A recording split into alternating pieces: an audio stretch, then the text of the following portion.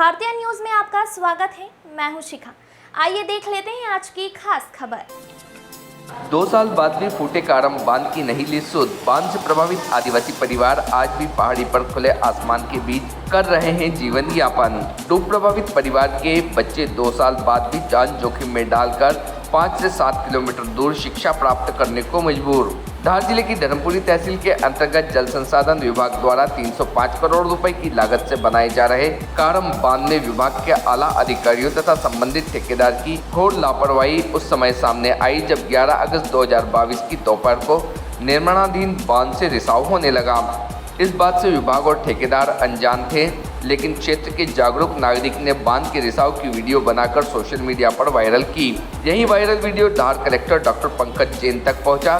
तत्कालीन collector doctor Jain कर्तव्यनिष्ठ ईमानदार अधिकारी थे, जिन्होंने बांध के रिसाव को गंभीरता से लेते हुए फिर कुछ ही घंटों में प्रशासनिक अधिकारियों के साथ बांध स्थल पर पहुंच गए और जल संसाधन विभाग के अधिकारियों को बांध के रिसाव को रोकने के निर्देश दिए, लेकिन तब तक बहुत देर हो चुकी थी। बांध का रिसाव तेजी से बढ़ता ही जा रहा था, जिसकी गंभीरता को देखते हुए कलेक्टर ने बांध के फूटने की आशंका को देखते हुए तत्काल निचले इलाकों के 18 गांवों में रहने वाले ग्रामीण क्षेत्रों को खाली करवाकर उन्हें ऊंचे पहाड़ों पर भेजने के लिए प्रशासन के अधिकारियों को लगाया।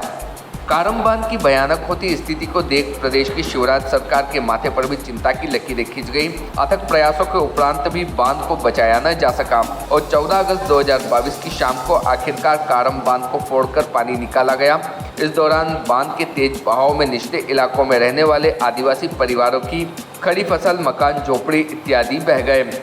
आदिवासी क्षेत्र के विकास के नाम पर करोड़ों रुपए की लागत से बनाया जा रहा कारम बांध अधिकार भ्रष्टाचार की भेंट चढ़ गया और प्रदेश सरकार ने इसके दोषी जल संसाधन विभाग के नीचे से ऊपर तक के अधिकारियों को निलंबित कर जनता के बीच मामले को शांत करने का प्रयास किया। बांध बनाने वाले ठेकेदार को भी ब्लैकलिस्टेड किया, लेकिन जनता के साथ इससे बड़ा मजाक और क्या होगा कि प्रदेश सरकार ने घटना के 3 महीने बाद विभाग के तत्कालीन प्रभारी मुख्य अभियंता नर्मदा ताप्ती कछाड़, CS घटतोले सहित 8 अधिकारियों को निलंबित किया, लेकिन कुछ समय बाद सभी को वापस बहाल कर दिया गया। 2 साल बीत जाने के बाद भी 305 करोड़ रुपए की लागत से बनने वाले कारम बांध की किसी ने कोई सुध नहीं ली।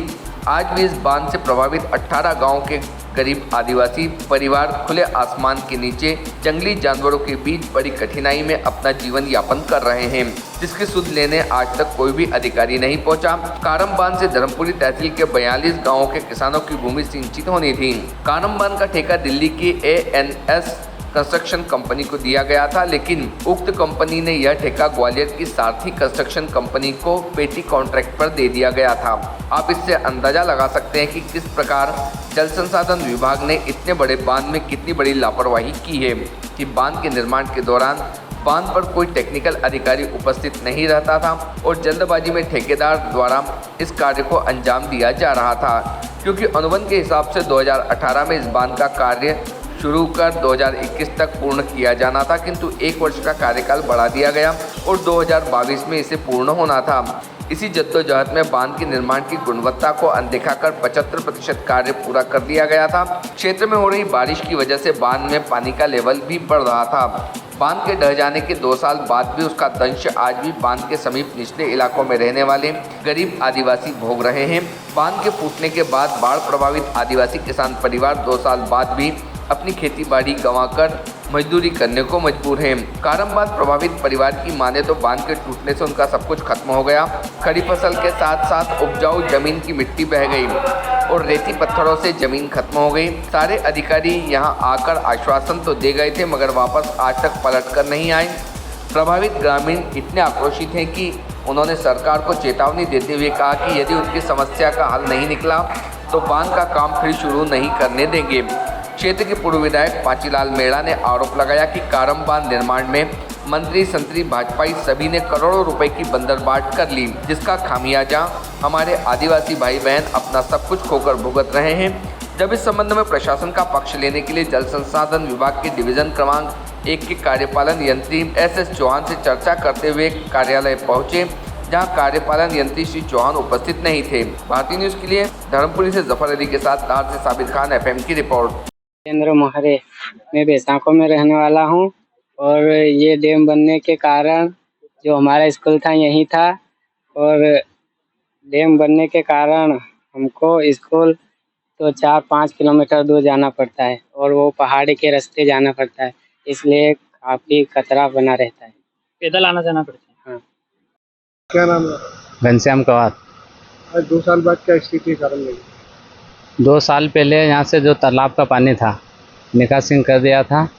नीचे के जो भी किसान भाइयों की जो ज़मीन थी वो पूरी ख़त्म हो गई, पत्थर ही पत्थर हो गए। 2 साल से अवगत कराते रहे कर्मचारी जो भी तालाब के थे उनको कि मिट्टी डलवा दो, मिट्टी डलवा दो, अभी तक कुछ नहीं डलवाई और अब किसान बहुत परेशान हो चुके हैं। कलेक्टर साहब धार पे गए थे उस समय, वहाँ पे भी हमने अवगत कराया, बाकी अभी तक मिट्टी नहीं डली वहाँ पे। और यहाँ हमारे जो तालाब में जब शुरुआत हुई थी उस समय कुआं, पाइपलाइन, पेड़ पौधे सभी का मेरे पास नोटिस भी है, उसमें लिखा हुआ है, एसडीएम साहब का ओरिजिनल साइन है उस पर। पर अभी तक हमारे कुआं, पाइपलाइन इनके भी पैसे नहीं दिए गए और कम से कम 200-250 लोग छूट गए हैं। सर्वे एक जगह बैठ के किया है उन्होंने, तो बहुत परेशान है। अभी तक किसी को ऐसे व्यक्ति भी है कि उनको बिना मुआवजे से यहाँ से भागना पड़ा, वो पहाड़ के ऊपर चढ़ना पड़ा, बाकी अभी तक कुछ भी सुनवाई नहीं हो रही है। स्कूल भी लगते थे, अब स्कूलों की क्या व्यवस्था बच्चों की पढ़ाई की? स्कूलों तो अभी ये पेड़ के नीचे लग रही है और अभी स्कूल का काम भूमि पूजन हो गया और काम चालू कर दिया है, बाकी अभी तो बच्चे ये पेड़ के नीचे कहीं घरों में लगा रहे हैं। क्या चाहते हैं? सरकार जल्दी से जल्दी जो भी ये समस्या है हमारे गरीब लोगों की निराकरण किया जाए। नाम है? घनश्याम कवार। ये डीएम की शिकायत हम लोग कम से कम 3 सालों से कंटिन्यू कर रहे हैं। इसमें पत्थर लगाए गए हैं, जहाँ पर मिट्टी लगाना चाहिए थी वहां पर पत्थर लगाए गए हैं। हमारी शिकायत L4 पर है अभी। और अभी भी आप ये देखें कि वर्तमान में आज जो स्थिति बनी है, हमारे क्षेत्र के कम से कम 70 से 80 गांव आसपास के सारे प्रभावित हैं। सुबह से सारे लोगों को खाली करवाने की कोशिश की गई है। ये तो ठीक है, कल लोगों को पता चल गया, पानी जाने निकास इसका जाने लगा, रिसीव होने लगा, है ना। अब अगर लेट नाइट अगर ऐसा कुछ होता है तो हजारों लोगों को जिंदगियां बेघर, खेती बाड़ी बह जाएगी। ग्रामीण लोग हैं, सब आदिवासी बाहुल्य क्षेत्र है, ये जंगल इलाका है।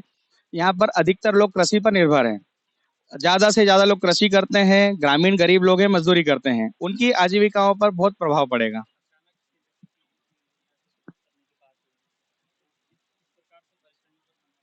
बहुत सारी परेशानियों का सामना करना पड़ रहा है। अचानक से सुबह से रात से ही मतलब 4-5 बजे से अधिकारी वगैरह वर्ग ने उठाया लोगों को और उनको सिर्फ गाड़ियों के भरोसे ट्रैक्टरों में इनमें भर के सुरक्षित स्थान पर पहुंचा दिया गया है।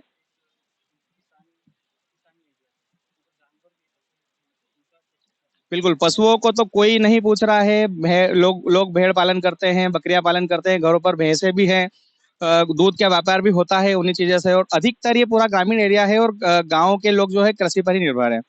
इस डैम की जो स्थिति है वर्तमान में, आज जो घटना घटी है, कल 3 बजे से ओवरफ्लो हो रहा था, जिसकी सूचना आसपास के ग्रामीणों द्वारा व्हाट्सएप के माध्यम से लोगों को पता चली, तो जिसको हम लोगों ने वायरल किया और उच्च अधिकारियों को शिकायत की, तो कल से प्रशासनिक लोग यहाँ पर आना शुरू हुए हैं।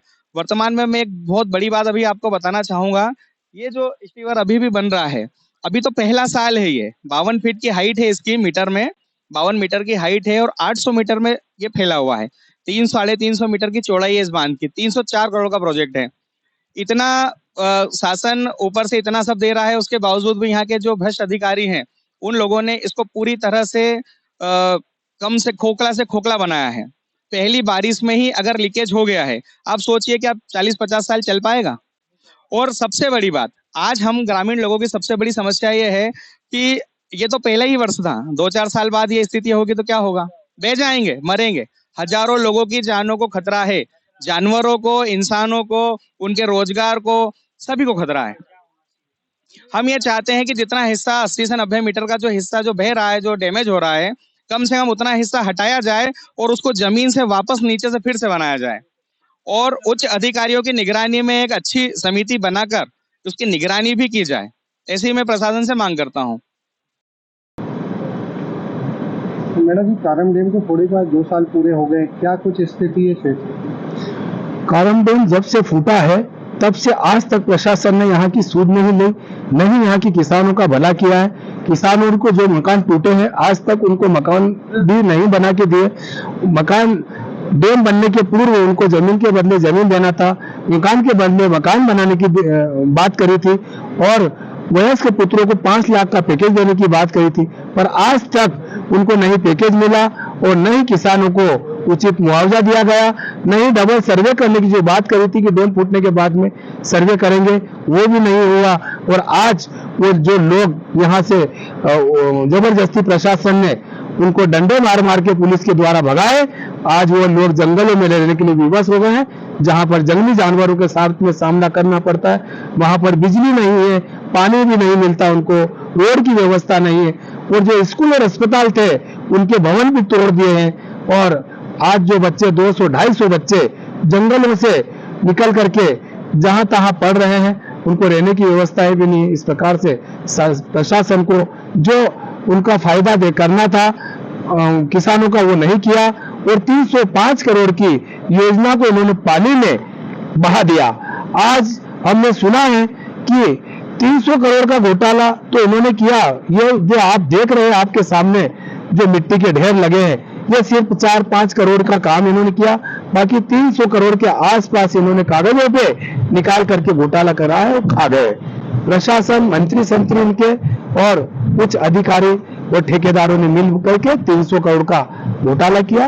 और हमने अभी सुना है कि 2 साल हो गए, आज तक तो इन्होंने कुछ भी नहीं किया, पर हमने अभी सुना है कि अभी 300 से 500 करोड़ इसी कंपनी को ठेका दे दिया है और फिर से इन्होंने डबल से घोटाला करने की योजनाएं बनाने की तैयारी है, पर आज तक किसानों का भला नहीं किया।